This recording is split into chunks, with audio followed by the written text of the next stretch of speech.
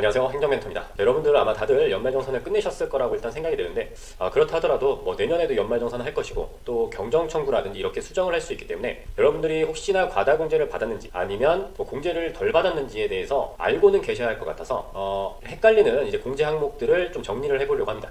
여러 가지가 있겠지만 제가 생각했을 때 이제 베스트 3이라고 하면 이 기본공제 대상자라는 단어가 들어가는 항목들일 것입니다. 왜냐하면 이 기본공제 대상이라는 건 보통은 이제 부양가족 인적공제를 얘기를 하는데, 왜냐하면 인적공제에 이제 기본공제가 있고 추가공제가 있잖아요. 기본공제는 이제 인적공제라는 소득공제 항목에서 언급이 되는데, 그런데 다른 항목에서도 기본공제 대상자인 자녀라든지 이런 식으로 설명을 하고 있어서 좀 헷갈려요. 그런데 이 기본공제 대상자들이 어떤 공제 항목이냐에 따라서 그 보는 요건이 달라진다는 게 이제 많은 분들이 헷갈릴 수밖에 없는 상황입니다. 자, 제가 예전에 이제 부양가족 관련해서는 그 소득을 어떻게 본다 할 때 말씀을 드렸는데, 단순하게 비교를 해보면 부양가족 인적공제는 가장 많은 요건이 들어가고, 이제 가족카드 같은 경우에는 이제 소득을 보고, 의료비 같은 경우에는 소득을 보지 않아요. 자, 그런데 이제 의료비 같은 경우에는 또 세액공제를 하기 위해서는 연말정산 하는 사람의 카드로 이제 지출이 되어야 한다는 점, 이런 게 다 각각 다르기 때문에 하나의 항목을 알았을 때 다른 거랑 헷갈릴 수가 있단 말이에요. 그래서 여기서는 이 세 가지를 한번 비교해 가면서 내가 이제 뭐가 헷갈렸구나 이런 거를 좀 아셨으면 좋겠습니다. 좋아요와 구독 부탁드리고요. 한번 시작해 보도록 하겠습니다. 자, 일단은 부양가족 인적공제, 이거는 소득공제잖아요. 소득공제입니다. 소득을 빼주는 거죠. 그런데 가족 한 명당 이제 150만 원의 소득공제가 됩니다.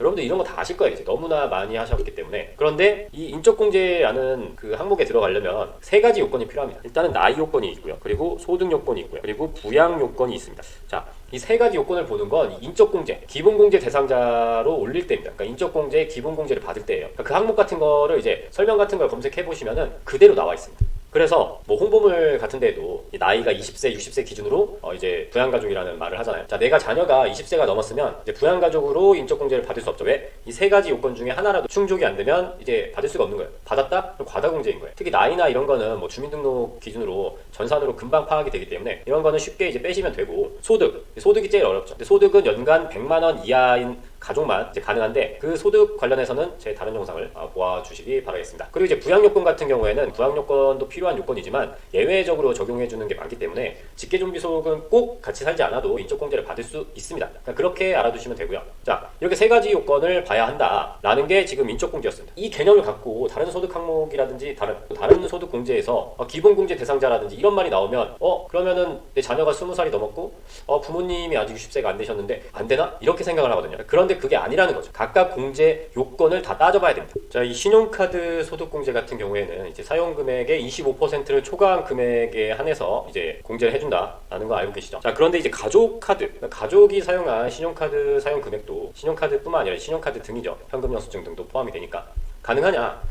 이거를 찾아보시면 이렇게 되어 있습니다. 본인, 그리고 기본공제 대상자인 배우자 및 직계존비속. 그러면 기본공제 대상자라는 단어를 들었을 때 인적공제를 보면은 이 세 가지 요건이 있는데 그럼 다 지켜야 되는 거 아니야? 라고 생각하실 수가 있잖아요. 그래서 설명을 그냥 그대로 보시면 되는데, 또 이제 요건표 같은 걸 찾아보시면 그나마 이제 보기 쉽습니다. 그래서 여기서 나이 요건이 없습니다. 나이 요건이. 일단은 중요한 건 이 1번에서는 나이 요건이 있었지만 여기서는, 근데 2번에서는 나이 요건이 없다. 즉 자녀, 부모님, 뭐 20세, 60세 상관없이 다 카드를 내가 쓸 수가 있어요. 다만 소득 요건은 봅니다. 자, 소득 요건은 이제 보기 때문에 내가 가족이라고 하더라도 이제 배우자가 맞벌이다? 그럼 안 되죠. 맞벌이는 어차피 부양가족에서부터 공제가 안 됐습니다. 다만 이제 1번에 이제 부양가족하고 완전히 똑같진 않다라는 점을 이제 이해를 해야 된다는 점이죠. 자, 그렇게 해서 소득만 봤을 때 내 가족이 연간 소득 100만 원 이하다? 그럼 그 사람 카드까지 이제 소득공제를 받으셔도 됩니다. 인적공제를 못 받으셨어도 상관이 없어요. 저도 좀 헷갈리고 맨날 했는데, 그러니까 기본공제 대상이라는 게 그냥 공제가 되는 사람이구나 이렇게 이해하고 부양가족에서만 뭐 해당된다? 이런 생각을 안 하면 조금 더 이해가 쉬울 것 같아요. 자, 그렇게 해서 소득공제까지 되지만 이제 가족 중에 형제자매는 안 됩니다. 이렇게 해서 소득공제를 받으시면 되고, 그럼 또 이제 의료비를 하려고 하는데 내가 아니라 또 내 가족 중에 의료비를 많이 쓴 사람이 있는데 이게 되느냐라고 합니다. 자, 그러면 이 의료비 세액공제를 받을 수 있는 가족이 누구냐? 자, 위에서 계속 소득, 나이 이런 요건을 받기 때문에 의료비에서도 같이 적용을 하려고 하는데 상관이 없어요. 그냥 상관이 없다라고 생각하시면 됩니다. 왜? 뭐 나이도 안 보고 뭐 소득도 안 보기 때문입니다. 다만 위에서 살펴봤던 조건과는 조금 다른 조건을 봐야 되는 겁니다. 왜냐하면 의료비 세액공제는 일단 한도가 있어요. 근데 한도가 없는 경우도 있습니다. 의료비를 지출한 대상이 어떤 특성을 가지고 있느냐에 따라서 이 한도가 달라지는데, 예를 들어서 이제 고령의 부모님, 뭐 고령까지는 아닙니다만 65세 이상이면 지출한 의료비에 한도가 없습니다. 세액공제가 되는 금액이 한도가 없습니다. 본인에게 쓴 것도 마찬가지고요.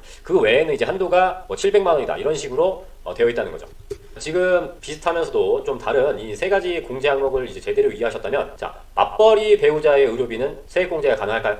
가능하죠. 왜냐하면 나이하고 소득을 안 보니까. 맞벌이라는 건 사실 이제 소득 때문에 맞벌이라는 걸 표현을 하는 건데, 소득이 있다고 하더라도 의료비 세액 공제 받을 수 있습니다.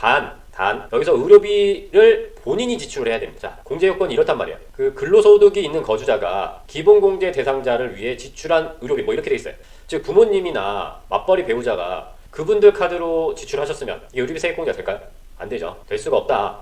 자, 그렇기 때문에 이제 본인이 지출한 의료비, 누구를 위해서? 나의 가족들을 위해서 쓴 의료비라면 원래 세액 공제가 되는 항목이다 라고 이제 이해를 하고 이런 식으로 이제 본인에게 적용을 하셔야 됩니다. 자, 그런데 이 신용카드 등 사용 금액은 소득 공제잖아요. 그럼 여기 세액 공제. 근데 이게 중복이 되는 경우에 중복 공제가 되느냐에 대해서 이제 궁금해 하시는 분들이 많은데, 의료비하고 신용카드 사용 금액은 중복이 됩니다. 근데 그 외에는 거의 안 된다고 보시면 돼요. 뭐 취약자 아동 교육비까지는 되는데, 그 외에는 신용카드 등 소득 공제 쪽으로 넣든지 아니면 세액 공제를 쓰든지, 그러니까 둘 중에 하나를 선택을 하셔야 됩니다. 그리고 그 부분은 빼야겠죠. 여러분 하나만 하셔야 돼요. 하나만. 과다 공제는 가산세를 물 수가 있기 때문에 그러시면 안 됩니다. 자, 오늘 내용 유익하셨다면 좋아요와 구독 부탁드리고요. 저는 또 다음에 찾아뵙도록 하겠습니다. 감사합니다.